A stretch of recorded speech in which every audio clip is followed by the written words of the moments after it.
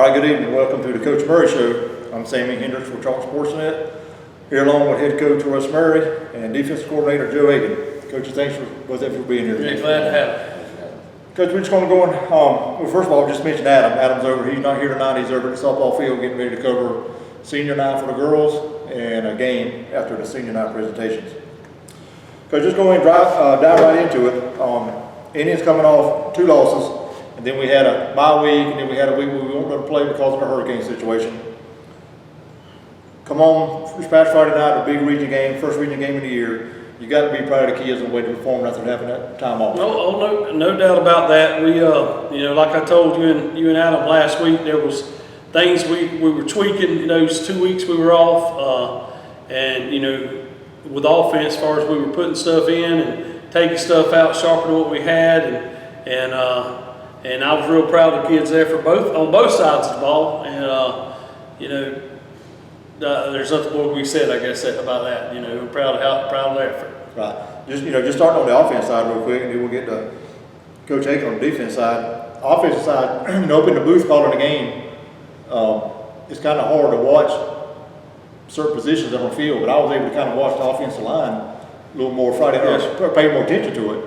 Man, they've done a great job on the offensive line. We struggled the first couple of series. We had the ball, but then after that, the offensive line just kind of took over and running game got going. They did. They took over the line of scrimmage, and it took them a while. But that's because Turner was a quality opponent. Now they have some great athletes over there, and Coach Simmons does a great job with them. We haven't won in like 3 years against them, so it's it was a huge test for us anyway. And then as we get in, we battle, and we just didn't, our defense bent a little bit but didn't break. Our offense was able to get the ball and start capitalizing later on in the second quarter, and then throughout the game from then on. Right, and in another great offensive ground game by Jalen Lilly. I think he had close to 200 yards and 2 touchdowns. He did. Ran the ball really hard, and you got to kind of thank the offensive line for that, opening holes so we can. Oh yeah, and he'll be the first one to tap on the head too. He did a good job. He finished with 191 yards and good performance by him. The thing about him, and y'all know this, he doesn't usually go down the first time and gets hit. It takes 2 or 3 people to get him, and proud of his effort for sure for that. Okay. Coach Hagin, go to the defense side ball real quick. Defense kind of has some of that little bend but don't break on Friday night. They throw the ball down us a couple times series. A couple of big passes. Their receivers made a couple of great plays on a couple of plays that they did. But the defense did a great job. After they drove down the field and get down, then they loaded backs and held them out of the end zone. Yeah, they did a great job. When you get put in those positions, like you said, bend but don't break, and that shows a lot of character by those guys to have our backs against the wall and not give up any points and allowing our offense to get back. And as we said, once we got the roll, the offense kept the ball and put the ball in the end zone for us.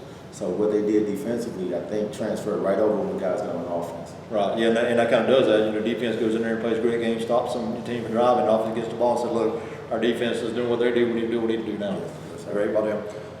Great, I'm gonna single these 2 out on defense. Jalen Lilly and Elias Williams, great ball games on the defense side of both of them. Yes, they're athletic and as you want them to be, and just leaders on the team on both sides of the ball and just playmakers. And I tell guys, don't go out and just play defense, let's make plays. And those are 2 guys that go out and do those 2 things for us. And the team feeds off their energy, and like I said earlier, Coach, it transfers. Jalen on the ball, run the ball as well as he did with Elias, what he's doing, helping to open those holes, and that comes on the defensive side. Now they want to get that ball back. And you look at the secondary, some people say, well, hey, they threw the ball on us pretty much how they want to. I don't think that myself. Like I said, they had, I think it was 160 something, about 40 something yard passing. I think I can't remember, but 2 of those, or probably 100 of those yards were on 2 big plays. Yes. The receivers made great plays on it. Exactly, it was I call it perfect throw and catch. And offense can't hang their hat on that. And we had guys in positions, but they made that play. And like I said, it had to be a perfect throw and a perfect catch. It wasn't as if they were just wide open and running through it. So they had to make a play in order for those things to happen. And the rest of guys outside on defense, the defensive line, they stopped and run pretty much, and I think they had 30. They carried the ball 30 times for almost 50 yards in the game. That's a good job by the defense, especially defensive line. And they kept pressure on the quarterback most of the night when we dropped back to pass. Oh yes, they win the line of scrimmage now, and I tell them we don't want to be right there at the line of scrimmage. Let's win that yard behind the line of scrimmage. If we can do that and live in opposition's backfield, we're gonna make a lot of plays. And if they choose to try to sit back and pass, we need to be in his face, keep him uncomfortable, and those guys stepped up and did that. Right. And I think one of the big, this was later, I can't remember if it was in the third or fourth quarter, one of the big momentum plays to me, which really got the team going, was that fumble recovery by Elias. He takes and he tries to run, he gets tackled, and he has enough sense about it, he'll turn around and pitch it back to CJ, and he runs it in for a touchdown. Yeah, he showed some IQ on that one. That was a great play, and it was a high energy play, and just not the guys on the field, but the guys on the sideline. I think everybody fed off of that, and that was just an amazing play to see happen, even at that time, just to see guys, again, making plays, not just out there playing. Right. And Coach Murray, with it on the offense, back on the offense side again, real quick, with the way the offense made them move the ball up and down the field Friday night, where do you see that momentum? How do you see it moving forward to the game coming up this week against ATCO? Well, go back to all week long, we've just tried to win the day. That win the day philosophy. We've sharpened some things again. That's what you do every week when you get to this point. Pretty much what you saw Friday night is what we're hanging our hat on, but we're still tweaking a lot of those things. A lot of that stuff was new. I don't know if y'all caught it. I'm not going to elaborate on here right now, but some of that stuff was new, and we've been honing it this week, and we hope to get better and better as the weeks go on. Coach Stevenson is doing an amazing job with the kids. They understand what he's trying to teach them, and that goes a long ways right there. One of the things that I got Saturday, I was and you'd be surprised if you watched our games on Friday night. I was over in Hilliard covering some rec ball games on Saturday, and one thing that got brought to my attention is our special teams, how good they play. Especially with Garrett Stevenson, I think he's only missed one extra point all year. Yeah. And that was because the snap came before anybody was ready, and him being a freshman, he kind of freaked out about it because when he came off the sideline, he looked at me like, "You snapped the ball for us ready." I said, "Sometimes that happens, son. You just got to go with it." And he's done an amazing job to be a freshman. Like I said, he's I've said this earlier. He's a coach's son. He's been around football ever since he could crawl. And he understands the game. Sometimes he kick it where we tell him to. He has trouble about if we say left, but he'll kick it to the right. But that's going to come. And but he does a good job punting too. He's a great punter and a great kicker. And of course with that we have the good snappers and just support around him. But to be a good team, to be a great team, you got to play well on special teams. You can't ignore that part, and we don't spend a whole lot of time practice on special teams, but we do spend practice every day on special teams. You have to do that. It's a real important part of the ball game. Coach Hagin, going back to the defense side real quick, how do you keep that momentum and the great defensive play that we showed this past week moving forward in upcoming game against ATCO? Just taking it just how we approached the last one, turn the page from that one. Not to take it away from them, but let them know that was a great performance. Let's do it again against a different opponent. We're the same team. We're going to be a week better. Let's go out and we set a precedent. So right now we're in region play, haven't given up a point. We continue to do this. Our offense is plus 35. Let's keep that going. So we don't give up any points, and we allow our offense to score points. We'll be in a good position heading into the playoffs. But and I'm going to add to that. I mean, how does you keep the intensity up? How to keep it? Coach Hagins. I mean, he brings some of that old stuff that back to what we have here. I mean, anytime our linebacker award is named after him. Coach Mack did it a long time ago because he got after it on defense, and he brings that energy running the defense too. I mean, that's his defense. They run it, and he challenges them every day, and so that's going to happen for sure. So going out there watching, I kind of sit back in the trees back there a little bit, kind of watch practice, and I see a lot of times you and Coach Stevenson as well. You'll have like your offensive defense set up, and I'll watch you a lot of times, and you're having a strong conversation with the defensive kids. Yes. Is that going over assignments, or is that what are you doing there? Teaching moments and adjustments. If we can get those adjustments understood within and throughout the week, and once something happens in the game, we're ready for it. Offense, once you stop something, they'll try something else. So if you're ready for that adjustment and also have our adjustment to their adjustments, that's going to have us better prepared on game day. And these guys do a great job of absorbing information, taking the coaching, and then applying it on game day. Yeah, they've gotten better. They were all freshmen now. To that point now, they're mature enough that we can stop and talk to them. we don't have to rep it as much as we used to with them when they were young. You know, and that's just a sign of them growing into, you know, good ball players too. And you could tell just about the whole game Friday night how excited the kids were. I mean, they were high-fiving, head bumping, chest bumping, everything, all just about the whole game. High energy. I want to take one real quick second, and first of all, we talk about ATCO, and thank Hagin Cleaning and Rowell Contracting for paying the dues for the screen coming here Friday night. Or they charged us to go screen the game over here. So Yeah, that's what I thank heard. both of them for paying the dues so we can cover that game. I don't understand how they get the rights of our kids, but that's a whole nother can of worms there for sure. Now, y'all don't worry about that.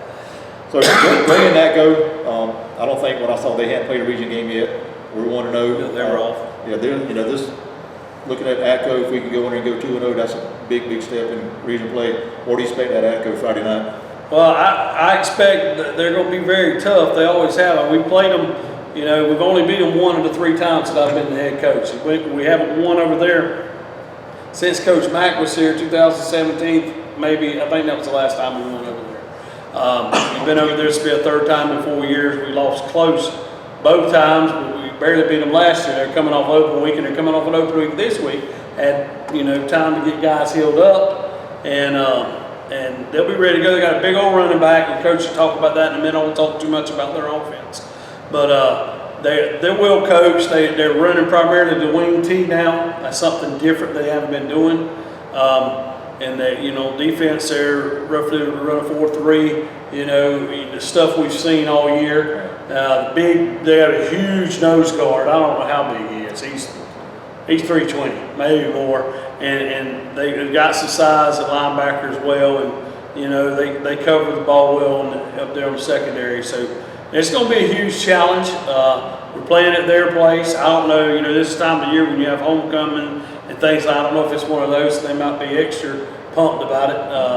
So we'll see how it goes when we challenge our kids all week long. You know, this is a big game, bigger than last week. Why? Because it's the next one. And your coach can talk about their offense a little bit more. He studies it a lot more than I do. Offensively, they're gonna, as Coach said, they went to a wing T type offense, which means they're gonna try to out-athlete you. Let their athletes try to make plays on you and try to get you on the edge. And they do have a very big running back. They have a bruiser back there that they like to give the football to. Which most option or wing T teams, you want to establish that guy in the middle. And if you get him going, then you can have a problem all night. So we just want to come out play Charles County football. We're gonna hit them. We're gonna strike them, and we're gonna just do what we do. We're gonna execute our defense and let the chips fall where they may. But in route, we will hit them Friday night. Just real quick, we'll close this thing out, Coach. Y'all know this has been a kind of broken record all year. Ticket-wise for fans that's going through the game, it's the same. I guess they got a go fan. Or have you heard anything on that? Or I assume that they can bring cash to the game, but you know, like everything else, you probably go fan and get it and be done with it. You have to pay that little extra, but sometimes it's worth the less of a hassle to do it. I don't know how a lot of that operates because I never had to go through the gates. As far as I know, I haven't been to a game over at ATCO County in a long time. As far as I have been to Clinch and Lanier, but I haven't been to Atkinson through the gates. It's always been, through the locker room. So if, I encourage everyone to please go over there because that's kind of it's wide open space, so you can't get real loud. I mean, you can, but the more people you have, the easier it is. If it's wide open, it's not closed in on you, so we have to be extra loud. And our band does a fantastic job doing that. And the more fans we have, we surely will appreciate it for sure. Because those guys, just like we're talking about the energy, we want to bring energy. They feed off the energy of the crowd for sure. So, Al, Coach, real quick, how are we as far as health-wise on the team? Everybody pretty good to go? But we still are linemen down, defensive linemen down, but we'll probably more likely we're going to have him back at Clinch. Doc Rogers is back. I don't know how much he'll get to play Friday night, but had I think AC joint problem. A shoulder problem. He had surgery on it this February, and he finally was released this week, and he's in fact getting a few reps at JV today in game speed. And I don't know how much he'll play, but Coach Lloyd's going to work him in. I'm glad to have him back because he's going to be a solid force on the offensive line. And you never can have any too many good offensive linemen. So, yeah, pretty much we're healthy. Good, good. So, anything else from you, Coach Murray? Anything else you want to No, talk about? no. Coach Hagin? Yes, sir, it's ready to go. Just remind everybody that the maidens have senior night over at the softball field. I know, Coach Murray, I know you're going over there. Oh, yeah, I gotta go watch Coach Bass's girls. They got senior night, senior awards before the game, and then they play, I'm not sure they played now, but for, I think, first pitch is at 6 o'clock. Brunswick, Brunswick. playing Brunswick. All right, well, just remind everybody, 7:30 in ATCO, that's Pearson, Friday night, Indians versus ATCO. For Charlton Sports Net, I'm Sammy Hendricks. Thank you for joining us. Good job, dude. We'll get Kevin.